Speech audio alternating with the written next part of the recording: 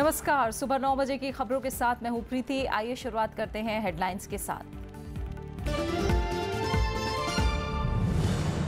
Monsoon सत्र से पहले सरकार ने बुलाई सर्वदलीय बैठक, नहीं शामिल होगी टीएमसी। बंगाल में हिंसा को लेकर बहिष्कार का ऐलान।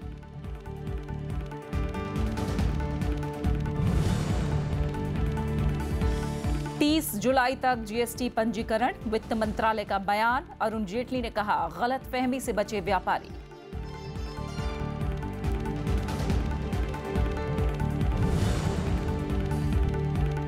बिहार में महागठबंधन बचाने की कोशिश जारी। सोनिया गांधी से मिले शरद यादव। जेडीयू विधायकों की बैठक आज।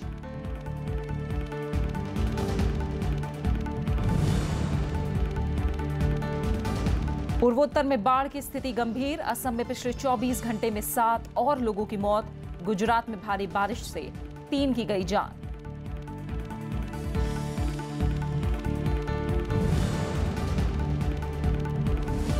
और आईसीसी महिला विश्व कप के सेमीफाइनल में टीम इंडिया न्यूजीलैंड को 186 रनों से दी मात। मिताली राज का शानदार शतक।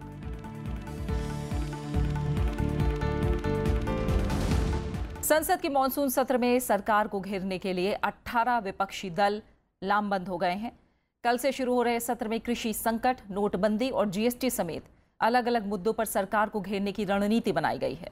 सरकार ने आज सर्वदलीय बैठक बुलाई है, लेकिन तृणमूल कांग्रेस ने बंगाल में हिंसा और केंद्र के साथ तनाव के चलते बैठक से दूर रहने का फैसला किया है। सोमवार से संसद का मॉनसून सत्र शुरू हो रहा है। 11 अगस्त तक चलने वाले सत्र के पहले ही दिन राष्ट्रपति चुनाव के लिए वोट डाले जाएंगे और 20 जुलाई को इसके नतीजों का ऐलान होगा। सत्र के दौरान ही उपराष्ट्रपति का भी चुनाव होगा। सरकार को घेरने के लिए 18 विपक्षी दल लामबंद नजर आ रहे हैं। विपक्ष कृषि संकट, किसानों की आत्महत्या, जीएसटी और नोटबंदी समेत तमाम मुद्दों को सत्र के दौरान उठाने की तैयारी में है। किसानों का बहुत बड़ा मुद्दा है, उस इश्यू को तो हम पहले उठाएंगे। फिर एक लिंचिंग का इश्यू है, जीएसटी में जो खामियां हैं, कमियां हैं, उसके बारे में भी हमको बात करना है।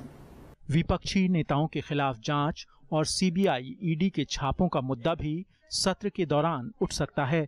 विपक्षी पार्टियों ने सत्र से पहले ही इसके संकेत देने शुरू कर दिए हैं। टीएमसी ने सरकार की ओर से रविवार सुबह 11 बजे बुलाई गई सर्वदलीय बैठक में नहीं जाने का ऐलान किया है। हालांकि टीएमसी सांसद रविवार शाम 7 बजे स्पीकर की बैठक में शामिल होंगे। सत्र से पहले चीन और कश्मीर समस्या पर सरकार ने भी सर्वदलीय बैठक कर विपक्ष को साथ लेने की कोशिश की। हर मुद्दे पर हम सभी को साथ लेकर के सभी को विश्वास में लेकर आगे बढ़ते रहे, सदन के अंदर भी और सदन के बाहर भी। रविवार को ही बीजेपी संसदीय दल और एनडीए की भी बैठकें होंगी। मॉनसून सत्र के दौरान ही वित्त पर संसदीय समिति नोटबंदी को लेकर अपनी रिपोर्ट सदन में पेश करेगी। साथ ही सत्र के दौरान कई विधेयकों पर विचार होगा और अहम मुद्दों पर चर्चा भी होगी। Bureau report, Rajya Sabha TV. Lok Sabha अध्यक्ष सुमित्रा महाजन ने भी मॉनसून सत्र से पहले सर्वदलीय बैठक बुलाई है। इस बैठक में लोकसभा अध्यक्ष निचले सदन में कामकाज को सुचारू रूप से चलाने के लिए सभी राजनीतिक दलों से सहयोग की अपील करेंगी। ये बैठक आज शाम 7 बजे संसद की लाइब्रेरी बिल्डिंग में होगी। मॉनसून सत्र 17 जुलाई से 11 अगस्त तक चलेगा।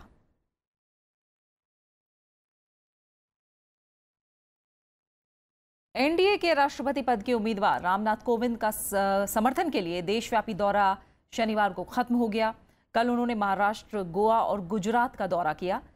आखिरी पड़ाव में वो गांधीनगर पहुंचे। इस दौरान उन्होंने गुजरात के बीजेपी सांसदों और विधायकों से मुलाकात की। इससे पहले रामनाथ कोविंद ने मुंबई का दौरा किया था। मुंबई में उन्होंने महाराष्ट्र के एनडीए सांसदों और विधायकों की बैठक को संबोधित किया। रामनाथ कोविंद ने शिवसेना प्रमुख उद्धव ठाकरे को फोन करके उनकी उम्मीदवारी का समर्थन करने के लिए धन्यवाद दिया।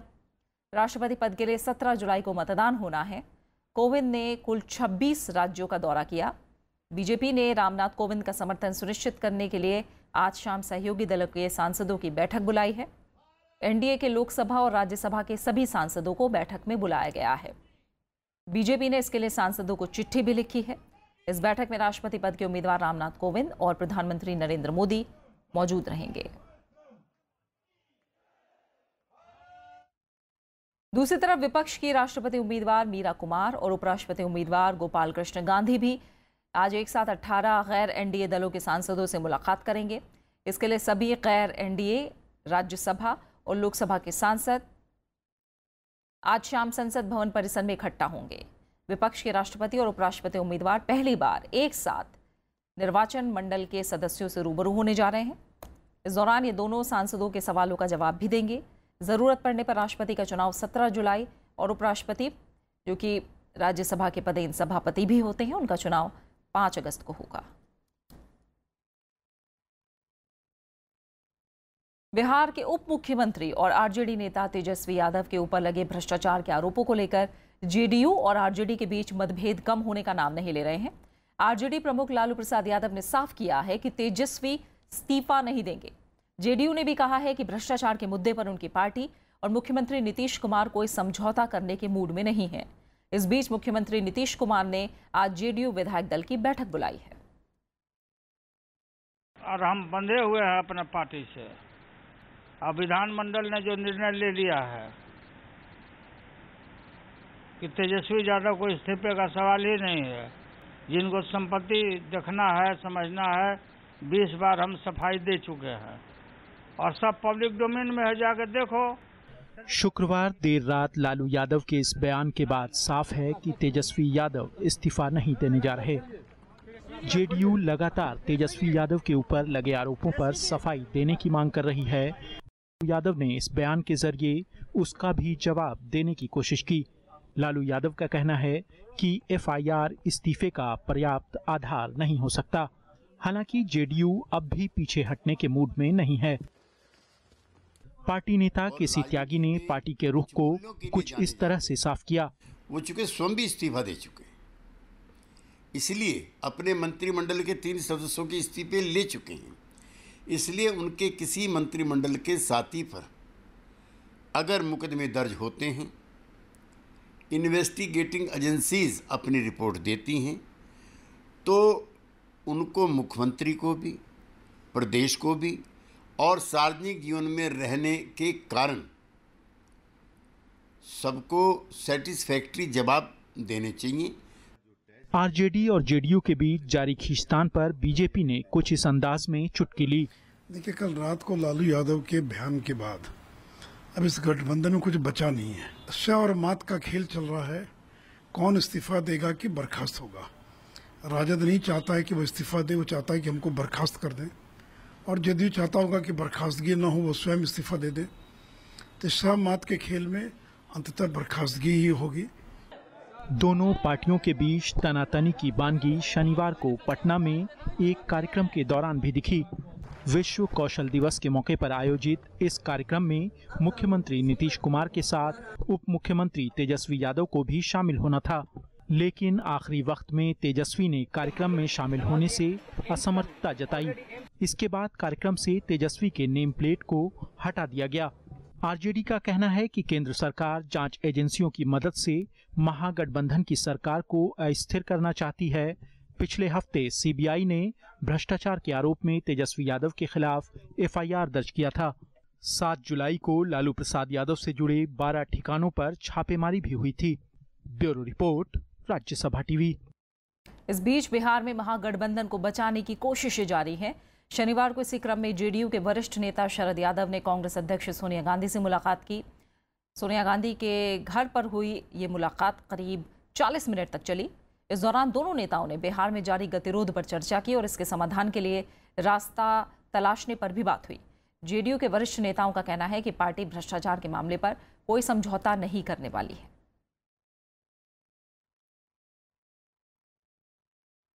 जम्मू कश्मीर के त्राल में सुरक्षा बलों ने शनिवार को 3 आतंकियों को मार गिराया। एहतियात के तौर पर इलाके में मोबाइल इंटरनेट सेवाएं बंद कर दी गई हैं।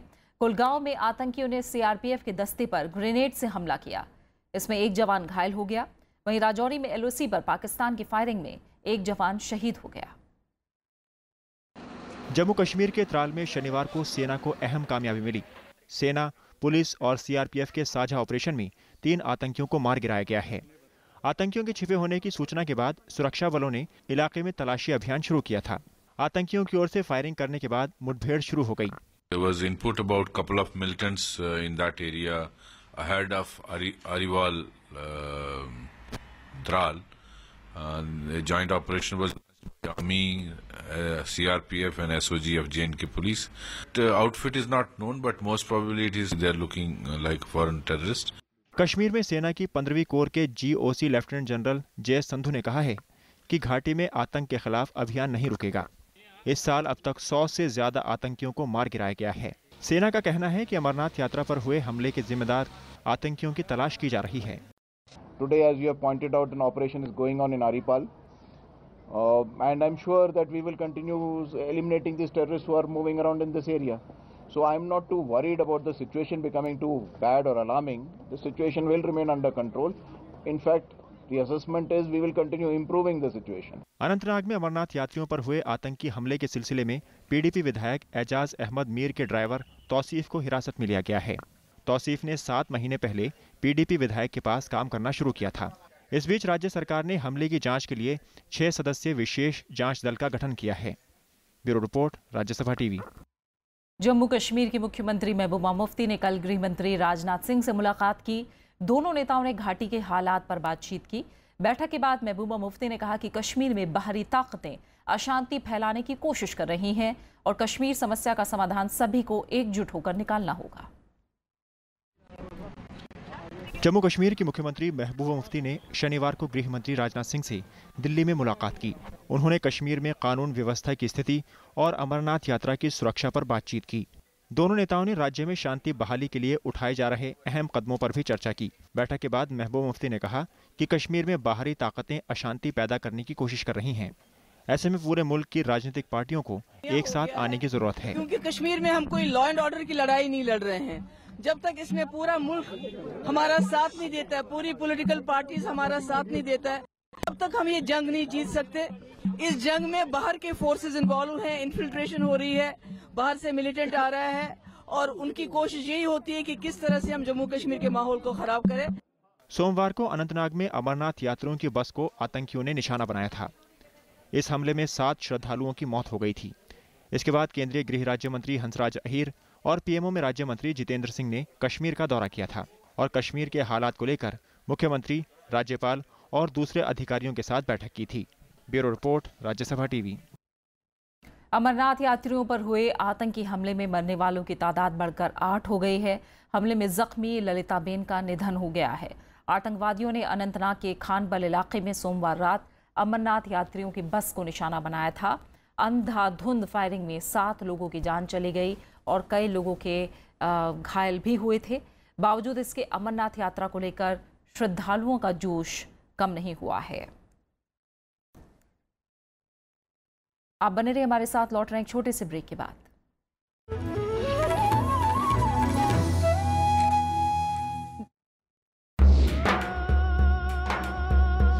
ये वो कोहिनूर है जिसकी चमक उसके दुनिया से चले जाने के बाद दिखाई दी।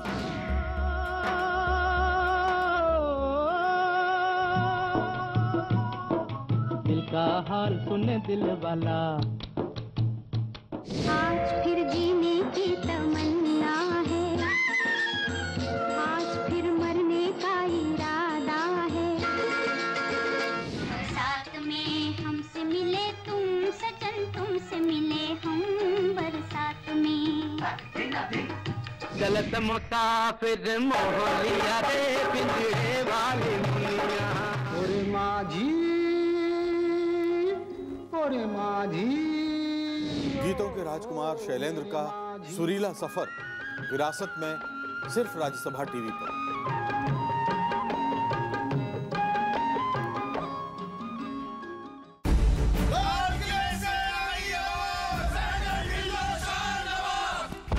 मैंने फरवरी 1940 में ब्रिटिश इंडियन आर्मी की बलोच रेजिमेंट की 5वीं पलटन ज्वाइन की।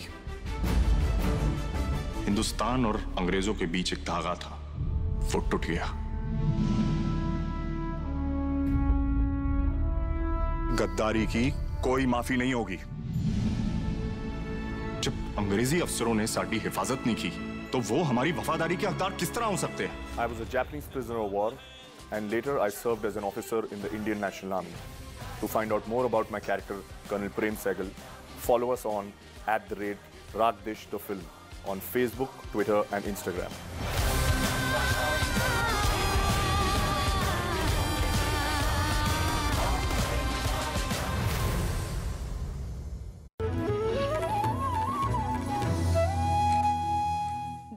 सरकार ने व्यापारियों को जल्द से जल्द जीएसटी से जुड़ने के लिए कहा है, नहीं तो 30 जुलाई के बाद पंजीकरण बंद हो जाएगा और उन्हें जुर्माना भरना पड़ेगा। इस बारे में वित्त मंत्रालय ने कल बयान जारी किया। अगर कोई व्यापारी जानबूझकर पंजीकरण नहीं कराता तो उसे इनपुट टैक्स का फायदा नहीं मिलेगा। सरकार ने देश भर के व्यापारियों से जीएसटी के तहत 30 जुलाई तक पंजीकरण कराने के लिए कहा है। हालांकि ऐसे कारोबारियों को नई कर व्यवस्था में रजिस्ट्रेशन कराने की ज़रूरत नहीं है जिनका कारोबार 20 लाख रुपए से कम का है या फिर जिनकी वस्तुएं या सेवाएं जीएसटी के दायरे में नहीं आती।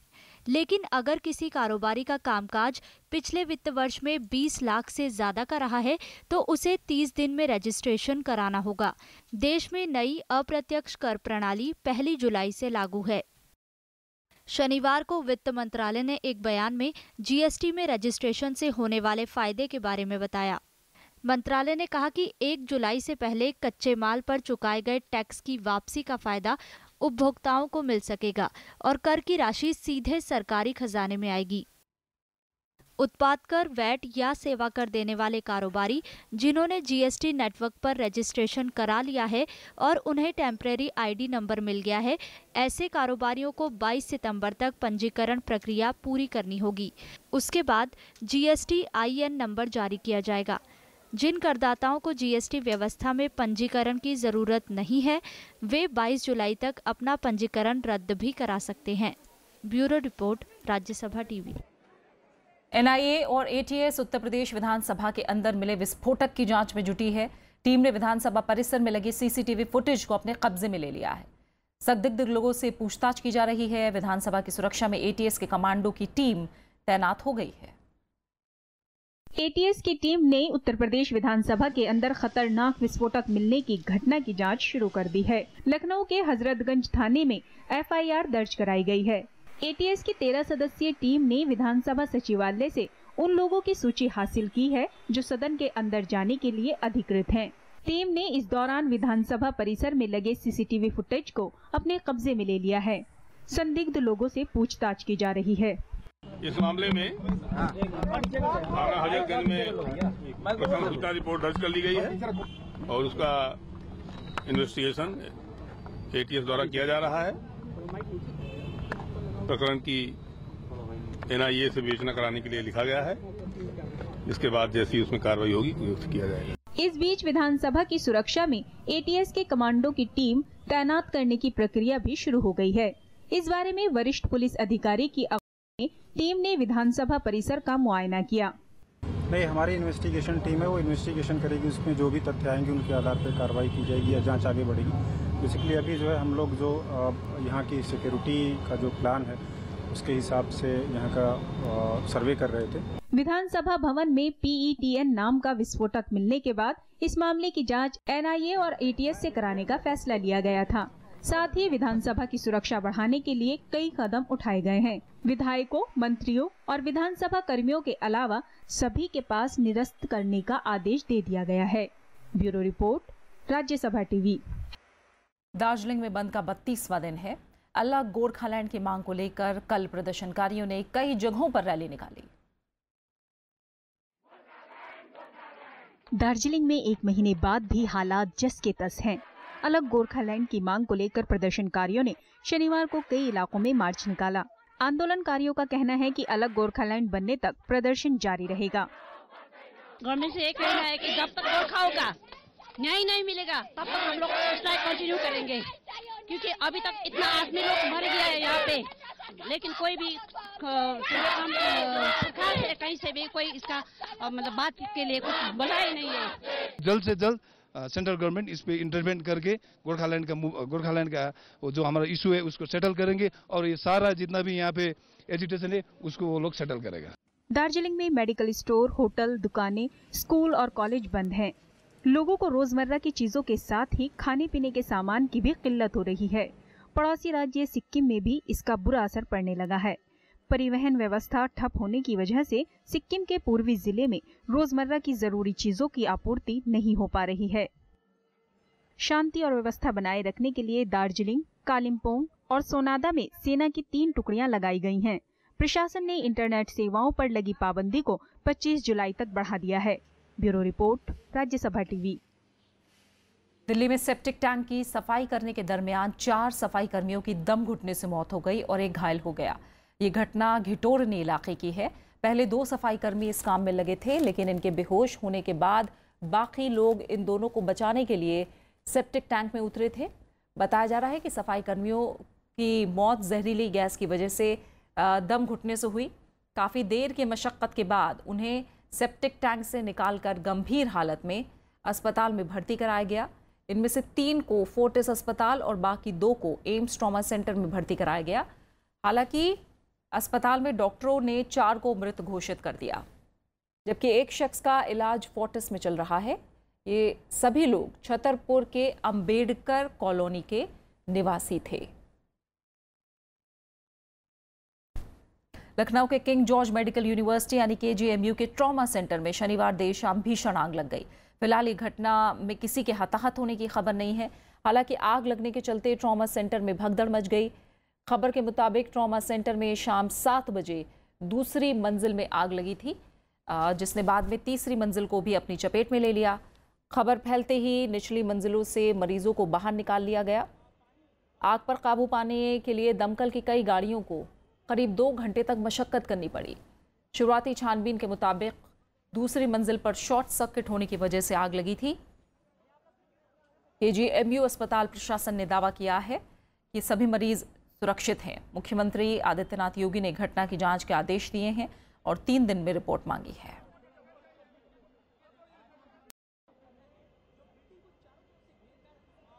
यहाँ पे जो आग लग गई, ये सब निकाल के सब फेंक दिया, बोले ले जाओ, और जीने में झटके आए, खत्म हो गया बाबूजी। बात मौसम की। देश के कई राज्यों में लोग बाढ़ और बारिश से बेहाल हैं। असम में 7 और लोगों की मौत होने से आंकड़ा 59 हो गया है। गृह राज्य मंत्री किरेन रिजिजू की अगुवाई वाली टीम ने कल अरुणाचल प्रदेश के बाढ़ पीड़ित किसानों से मुलाकात करके पूरी मदद का भरोसा दिया। वहीं गुजरात में लगातार तेज बारिश से बाढ़ जैसे हालात बन गए हैं। यहां 3 लोगों की मौत हुई है। उफान पर नदियां, दांव पर जिंदगियां। देश के कई राज्यों में भारी बारिश और बाढ़ से हालात कुछ ऐसे ही हैं। अब तक कई लोगों की जान जा चुकी है। लोग घर बार छोड़ने को मजबूर हुए हैं। इंसान तो इंसान, जानवर भी इससे बच नहीं पाए हैं। राहत और बचाव का काम युद्ध स्तर पर जारी है। पूर्वोत्तर राज्यों में बाढ़ की स्थिति अब भी गंभीर बनी हुई है। गृह राज्य मंत्री किरेन रिजिजू ने शनिवार को अरुणाचल प्रदेश में पश्चिम सियांग जिले के बाढ़ पीड़ित किसानों से मुलाकात की। बाढ़ के पानी से राज्य में फसलों का भारी नुकसान हुआ है। गृह राज्य मंत्री ने किसानों को केंद्र और राज्य की तरफ से पूरी मदद का भरोसा दिया। There's a possibility of breakout of malaria after this kind of deluge, and then we will assess individual damages caused by the flood, and then we will require some money for restoration of electricity supply line. Assam में भी कोई सुधार नहीं है। ब्रह्मपुत्र नदी के तटबंध में दरार से हालात और गंभीर हो गए हैं। राज्य में शनिवार को 7 और लोगों की जान चली गई। इसी के साथ बाढ़ की चपेट में आने से अब तक 59 लोगों की मौत हुई है। 24 जिलों के 12 लाख लोग बेहाल हैं। काजीरंगा राष्ट्रीय उद्यान का 52% हिस्सा जलमग्न है। उद्यान के अधिकारियों ने बाढ़ के कारण उद्यान से बाहर आने वाले जानवरों पर नजर रखने के लिए अतिरिक्त बलों को तैनात किया है। टंकारा और इसके आसपास के इलाके में काफ़ी इलाकों में पानी भरा हुआ है। करीबन 1400 लोगों को सलामत स्थल पर उसको ले गया है। वहाँ फूड पैकेट और रहने का इंतजाम किया गया है। गुजरात के सौराष्ट्र में भारी बारिश ने जिंदगी की रफ्तार पर ब्रेक लगा दिया है। भारी बारिश से हालात और खराब हो गए हैं। मोरबी, राजकोट और सुरेंद्रनगर जिलों समेत सौराष्ट्र क्षेत्र के कई इलाके डूब चुके हैं। यहां 3 लोगों की मौत हुई है। सैकड़ों लोगों को बचाकर सुरक्षित स्थानों पर पहुंचाया गया है। उधर मुंबई को पानी सप्लाई करने वाले मोडक सागर जलाशय का पानी शनिवार को ओवरफ्लो होने लगा। राजस्थान में भी भारी बारिश दर्ज की गई। उत्तर प्रदेश में भी हाल यही है। नेपाल की ओर से घाघरा नदी में पानी छोड़े जाने से हालात और खराब हो गए हैं। बाराबंकी जिले के कई गांवों में बाढ़ का खतरा मंडरा रहा है। Bureau report, Rajya Sabha TV. Senegal की राजधानी डकार में एक फुटबॉल मैच के दौरान मची भगदड़ में 8 लोगों की मौत हो गई है, जबकि 60 से ज्यादा लोग हताहत हुए हैं। भगदड़ मैच के दौरान स्टेडियम की एक दीवार गिरने की वजह से मची। राहत और बचाव का काम जारी है। इससे पहले इसी साल फरवरी में एक मैच के दौरान मची भगदड़ में 13 लोग मारे गए थे।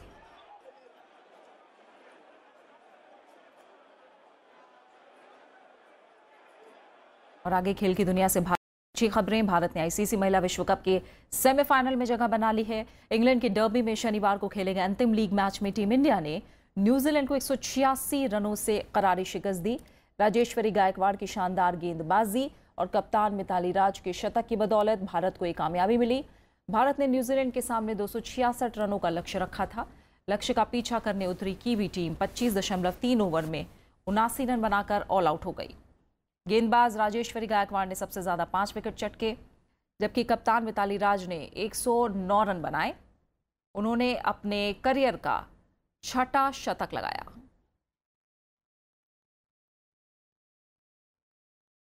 आईपीसी पैरा एथलेटिक्स चैंपियनशिप 2017 में भारत के भाला फेंक खिलाड़ी सुंदर सिंह गुर्जर ने स्वर्ण पदक जीता है। इंग्लैंड में खेले जा रहे इस टूर्नामेंट में भारत का ये पहला पदक है। सुंदर ने 60.36 मीटर के निजी सर्वश्रेष्ठ प्रदर्शन के साथ सोने का तमगा अपने नाम किया। वहीं भाला फेंक F46 स्पर्धा में 18 साल के रिंकू ने निजी सर्वश्रेष्ठ प्रदर्शन में सुधार करते हुए 55.12 मीटर के साथ चौथा स्थान हासिल किया। वहीं पुरुष F57 गोला फेंक स्पर्धा में वीरेंद्र धनखड़ ने 13.62 मीटर के साथ चौथा स्थान हासिल किया।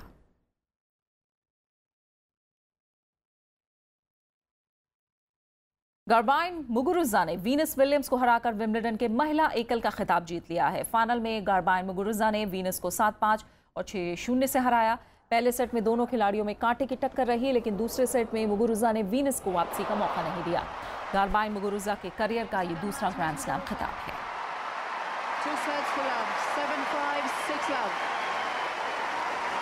और अब आखिर में हेडलाइंस। मॉनसून सत्र से पहले सरकार ने बुलाई सर्वदलीय बैठक, नहीं शामिल होगी टीएमसी। बंगाल में हिंसा को लेकर बहिष्कार का ऐलान।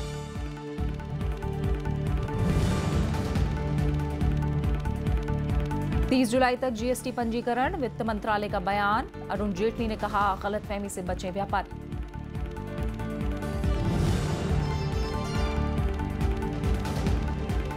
बिहार में महागठबंधन बचाने की कोशिश जारी। सोनिया गांधी से मिले शरद यादव। जेडीयू विधायकों की बैठक आज।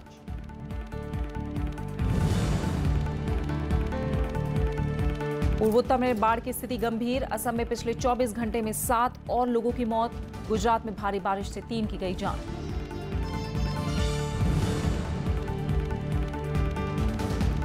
और आईसीसी महिला विश्व कप के सेमीफाइनल में टीम इंडिया न्यूजीलैंड को 186 रनों से दी मात। मिताली राज का शानदार शतक। और फिलहाल सुबह 9 बजे की खबरों में मेरे साथ इतना ही। आगे आप देख सकते हैं मैं भी भारत। नमस्कार।